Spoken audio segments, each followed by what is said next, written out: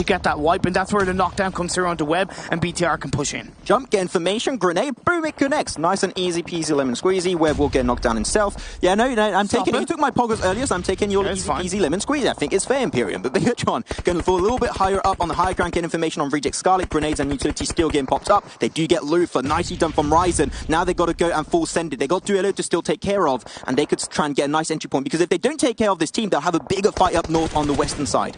But of course, they are heading themselves downhill, which is going to be difficult, because in that compound in the center of this circle is the one and only Box Gaming. You also have King of Gamers, Galaxy Racer Celts down on the east and the southeast side of BTR, so it's still not going to be easy as Team I&D go out.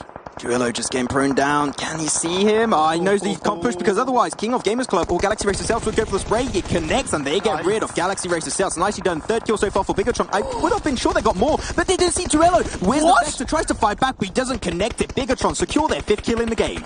That flick and switch and shot from Luxy was absolutely incredible. But of course he did get knocked. Luxy is now going to get knocked as well, leaving Ryzen and Microboy left standing as they try to come in from the northeast side of the circle.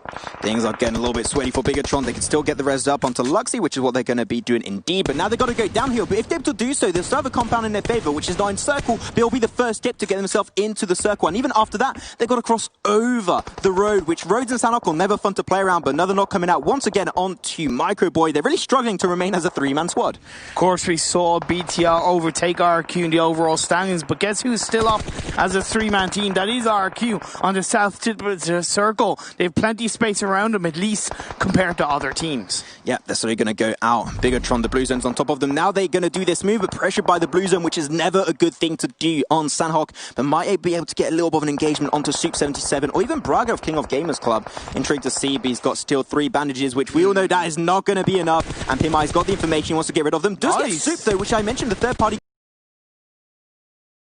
could come on through, but they will get confirmed indeed. It will be a trade-off. Bigatron get eliminated in 7th position. The man advantage helping King and Gamers in the issue. But with Soup knocked in the Blue Zone closing in, I think that's going to be King of Gamers taking down the 2 players as Box try to protect their box. As RQ coming in from the side, King of Gamers having Braga. Oh, nice. On his own, he manages to get in from the Blue Zone, but D2E with a sliver of health, only 1 medkit, he gets behind a rock and makes his way in. That was a great play, running behind the tree to make sure he can't get pressured by Jackson of you level up, and at the end he died because of the Blue Zone. He knew it was just a question of time before he could easily rotate in. But B11, he's going to get knocked away by Loki of Box Gaming. They are holding strong. The compound is not going to be too heavily in circle. They still got 1 building remaining. It's really going to depend. Grenades could be huge to get rid of this squad. Talking about grenades, Braga's going to throw one over to D2E. Oh. Will it connect? It's very close, but will not get the kill. Now, there is still a remaining player, Swag, right? Of Megastars, you've got Swag, but with Bray coming in, shots are being fired by D2E. He's going to get sandwiched up. He's going to get taken out, and Megastars are eliminated in 4th. I mean, RQ Athena, if they see a kill, they're going to take it for sure. 3 teams still in this one. King of Gamers Club, 1 player, D2E of RQ Athena, and a full squad of Box Gaming. I mean, I just can't see this game not going over to Box Imperium. True, but that tiny little cliff is actually helping King of Gamers, because really, Box have to full send it. But now as Concept wrapping around, the shots are going to be fired up, but Louis and the rest of Box are firing up. They're trying to get the first knockdown. They get it down to Braga, leaving Concept alone. He's going to try his best, but it's just not going to happen. And there you go, Box Gaming, the circle win in their favor. They used it perfectly, and they shall be taking the Sanhok game of the day. They had a good first game. They had a great second game. Third game wasn't too good, but they've come back with a chicken dinner in the 4th game. I'm really happy.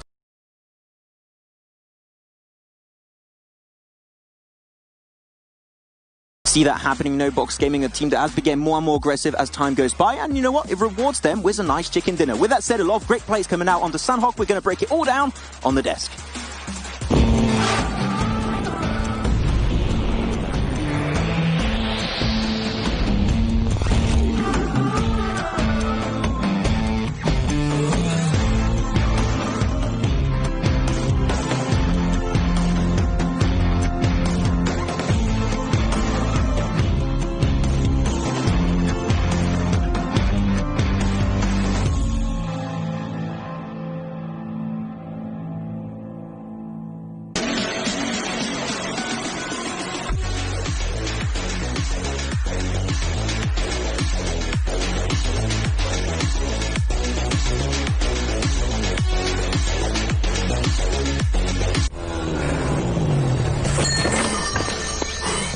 Oh man, riding mountain bike around a volcano is no joke. Can you believe that?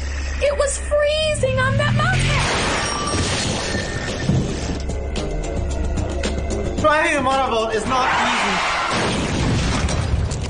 easy. Oops.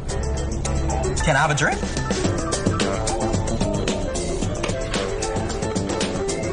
Sure. Enjoy it.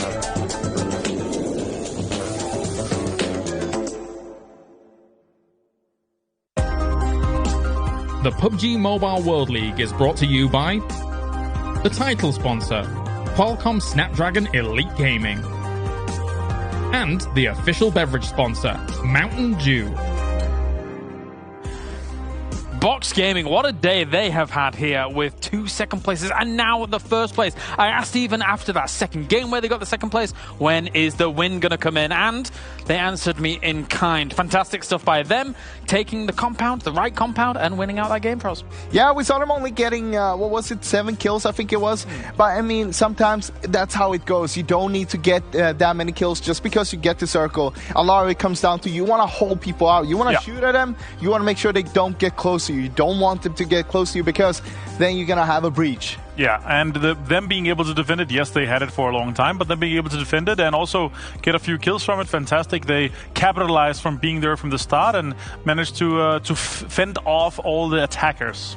Basically, we saw, I think it was Circle 5, when it got like kind of central towards the box compound there. But also we saw a compound on the right side hand of the road as well, where no one was residing. And the reason is, we had 5 teams on the right-hand side of the map there, and we had 7 or 8 with box on the left-hand side. But the problem was that because how hard it is to get down to that compound on the right-hand side, no one could actually get to it without getting killed by the other team. So exactly. Yeah. It was kind of empty. And all the teams are fighting on the edge as well, right? And there's a lot of blue zone healing as well, obviously. So it's hard to, unless you go actively hunting for it and try to get many more kills from that, then you're not going to get that many kills because everybody's going to be dying to zone healing, or they're going to be fighting each other on the edge. So I would rather take the safe win with I think 8 kills it was, rather than, go out on hill for, hunt for 2-3 more kills and then, potentially lose a player. And we were perilously close to a finish near Barn, which would have just been a disaster for everybody because it's the lowest place in the entire game. Let's take a look at the points coming in from this game. Let's ignore Avenger as much as possible. We've got 28 points coming in, 5 Box Gaming up towards the top. Mate, they have had... Mate. They've had so many points today here. It's been very impressive. Yeah, it's super impressive, especially since yesterday was kind of a mediocre day for them. Again, one of those teams we see that can reset their mindset in just one day, which is a super important thing because of that we see them with these consistent results here today, and it's actually super impressive. 2 second places, now 1 first, and there's still 1 more game to go. Super important and super impressive. Avenger. In the Super Weekend. It's also super impressive that they might be able to take first spot for how many points acquired in the weekend so far. I think they're going to be ending on 110 with the quick maths. So they're putting themselves in a really good spot. And from that one weekend, they might potentially be able to fend themselves even further up and really contest for, we have the playoff and the plays here. We have in the Super Weekends. They might be able to get even more from the regular play prize pool. Aside from GXR Celts, though, a lot of the big names got themselves quite double-digit points here when you look at RRQ Athena and Bigatron as well here. So overall, they're still going to be sitting above and beyond what everybody can reach right now in these points. And that is the points. Team Secret got themselves 4 kills, so consistently consistent. Yeah, very top-heavy, but of course, Orange Rock and Team Secret being able to accrue 5 points is still really good because we know, we talk about it a lot, the bad games. It's 1 to 3, 1 to 4 points around there. You want to miss out on those. You don't want to have them at all. If your bad games are 5 points, easy game. Exactly. Box Gaming team stats, let's go and see how they put up numbers. So close. Wow. 40, that's the lowest ratio we've seen. Oh yeah, the healing. That is insane. 48 healing. I mean, super impressive. They have to leave their place. It's like 2 bullets with the M4 on a level 2 vest. I mean, even if you have the circle, even if you win the game, only taking 48 damage that you heal up, that is insane. I'd love to know where that damage came from. It's very specifically. It's 2 bullets from an M4 on a level 2 vest in the chest. That's 24 you damage. think that's where it's coming from? I know exactly. That's exactly how much damage it gives. Somebody out there, find it out. Tell me exactly where it happened. Yeah. Maybe Avenger is right. That would be pretty impressive if it was right, I'm going to be honest. It is. Mountain Dew do the do moments. Let's do it. Yeah, we saw early on, of course, King of Gamers, one of the teams that said, hey, we don't want to go Quarry anymore. Team Secret, you can have it for yourself. They ended up on the southeast side. We started seeing this yesterday already. And they got into a little early fight against GXR, but they got himself a kill from that. Yeah, and also more shots here. Again, it's a third-party map, and I really love to see how the teams are able to play around that and really take into consideration how far they can get in and when they should be attacking. T1 had some really good shots here, and CCP managed to take a few players down. Overall, T1, though, they had an okay game. They had 13 points. I'd say it's a good game for them. They had a 6th place with 7 kills. We don't usually see them on this many kills. Usually it's around 4, maybe, I'd say. So them having 7 kills and a 6th place is really good to see. More shots coming out from Basha as well. Shashin from You Level Up. They have really leveled up their game so far. They are also ending on a 5th place with, I think it was 10 points in total. So that's also a good game for them. And overall, they're really trying to catch. They're really trying to leap ahead of No Chance Team and also trying to catch up on Yudu Gaming. Yeah, I mean, we saw that they've been a little bit behind, but at the same time, there's still a few more games to go in this Super Weekend. Of course, there's one more Super Weekend. Of course, they're going to make it to that one as well, and they're going to get even more points. The push from Bigatron onto Reject Scarlet there, if they had managed to finish that off a little bit earlier, used a few smokes, they might have been able to get 3 to 4 guys down to that compound. That could make a huge difference for them, but still managed to get a good amount of points from the game still, and got a few kills and really spoiled the game for Reject Scarlet. Yeah, once again, of course, Bigatron getting himself a 7th place. Not too bad, not too good, but they had 8 kills on top of that, which was parallel with Box Gaming that had 8th on the win as well. Megastars again, sneakily getting into a good place, getting good points as well, sneakily. Is that the equivalent of consistently consistent? That was what I was vying for. Okay, I can take it. You like that one, yeah. No, but they're still in there, and they're sitting in a really good spot. They're still in the, I think, in the top 6 in the total leaderboard so far, in the overall. So again, it's like they're always getting one player in. If they're having a rough game, surviving, 4th, 3rd place, getting lots of placement points and still getting a few kills here and there. Nice. Very nicely done. And that brings us neatly on to our last game, of course, which we'll be talking about in a few moments' time here. But damn, what a variety we have seen throughout the day. Good circles. Gaming doing very well. Let's take a look at the total damage from this game as well. We have... Sanhok numbers. Sanhok numbers, that's right. Sanhok even.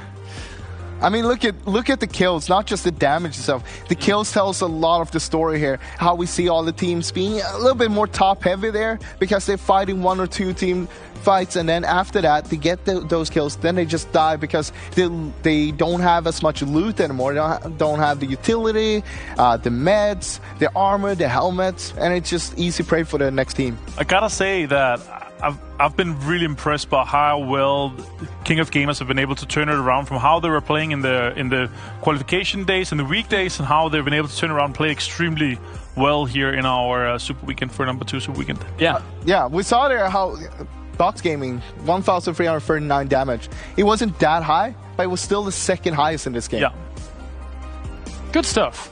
I'm trying to recall. As even a Sanhok, as we just saw there. The circle was pretty fair on a lot of people, I feel like, for this one. We can actually take a look at our top players as well from this game, too. I was racking my brain trying to figure one out there, and even this is relatively